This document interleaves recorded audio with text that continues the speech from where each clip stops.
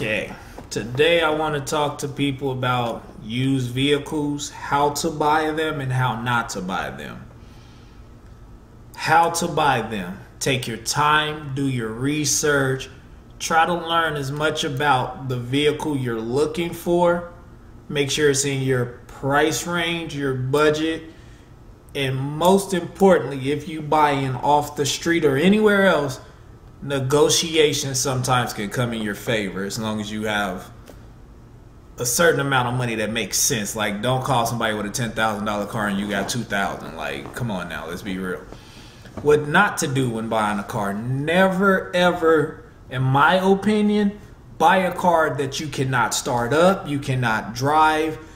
Because 9 times out of 10, most people always say, oh, it's something minor, it's something minor. If it's so minor, why don't you just fix it and charge a couple $100s more for the car? That's what I always done. You know what I mean? Like, the most important thing about a car that needs to be A1 to me, engine and transmission. Tires, a lot of people are going to agree that tires are like very important. Don't get me wrong, they are, but you can get tires one at a time. You can't get a motor one at a time when you only got one motor. So motor, transmission, check the oil, check the transmission fluid, check the brake, check any fluid in the car you can think of at that moment in time. Make sure the car is drivable. I cannot stress that enough. Don't just let them start the car up and just be like, well, you can't drive it on the street, but you can buy it. How am I going to get it home? How am I going to drive it to the tow truck if it doesn't work? Like, unless you buying a project car, then by all means do it if you're capable of fixing it or you don't mind spending the money for that. But for most people that are trying to buy an everyday driver right away, no extra money spent. If it don't start, don't buy it. If you can't check, if it's an alternator issue, jump the battery. If the car starts right up off a jump, it's a good, disconnect the battery. If it cuts off, that means your alternator is bad. If it's a bad battery situation, a lot of people don't know you can disconnect the battery and jump start the wires directly to the car and it will start. A lot of people don't know that, but it's true.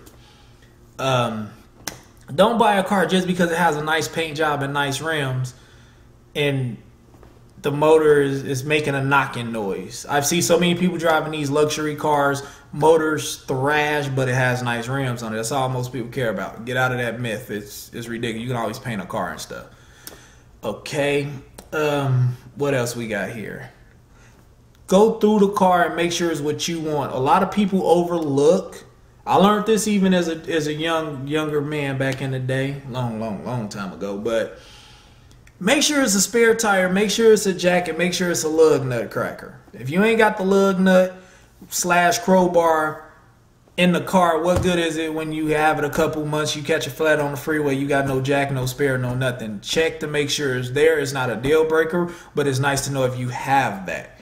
Make sure you can go on a test drive with it. If you live in a state where they make you do emission tests, see if it's going to pass emissions. I'm not saying pay for their smog, but if it's a 96 or newer, you should be able to get a code scanner, drive to most Napa parts, Advanced Auto, AutoZones, I believe O'Reilly's does it too. See if they'll give you a free diagnostic to see if the check engine light has recently been reset, if it has any codes that's not showing on the check engine light. Make sure that check engine light bulb actually illuminates. I've seen cars where the bulb's been on so long it burnt out. Be sure of that, okay? Can't stress that enough because things get expensive quick when it comes to emissions. Very quick. And well, I live in Las Vegas, Nevada, so it comes in quick. What else can I stress? Don't let people lie to you. If they tell you it's a Las Vegas car, never been in the salt, never been in the West Coast or the East Coast where the salt water has rusted it out. If you see rust in areas it shouldn't be rust, especially if it's a Nevada car, then they're lying to you. The worst thing you could ever do is buy a car from somebody that swears up and down they're a mechanic when you're by yourself. Because from my experience, I've bought cars from a mechanic and usually they just fixed it to get it by. Things that should have been on the car was not. Like, I've seen duct tape on the car. I recently looked at a car for a guy that he just recently bought, and the guy had a ratchet strap holding the motor in the vehicle because he was too lazy to replace a motor mount. That's the first time I ever seen that, and it got expensive quick for that kid. I don't even know if he actually fixed the car. I didn't want to touch it. I refused to. Make sure you know what you're buying. Make sure you know. Make sure the pictures you've seen online is what's actually in front of you.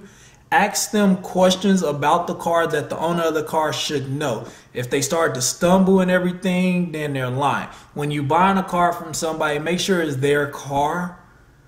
If they have the title, make sure their title matches some kind of address, the form of ID. I prefer to look at their just the name on their license. I don't care about nothing else. Just to make sure they didn't buy a car that was a lemon and then they try to pawn it off on me. Start the car up, let it idle 10-15 minutes. I prefer 20 just to be on the safe side. Engage them in conversation. When you first pull up, back the car back a little bit from a spot it wasn't sitting. Make sure there ain't no spots there. Let the car warm up.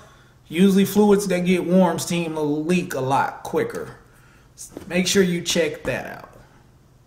So if you follow these steps, you might be okay, but there's always that very good car and artist person that know how to get around the average person. You know what I mean? Unless you taking like a master mechanic and stuff with you, then everybody makes mistakes is what it's basically saying. So please be sure to do these things before you buy a car and you have a headache. The worst thing you want to do is bring a car home that you paid over $1,000 for, and in the first 2 weeks before you can even get a license plate, you got to drop another $2,000 into it when you could have just bought a $3,000 car and had none of the headaches. So be sure, take my warning, because a lot of people don't. And yeah, I've had a few phone calls lately about cars that aren't on the up and up. But so on that note, have a good day. Please subscribe, like the video, share. Get back at you another time.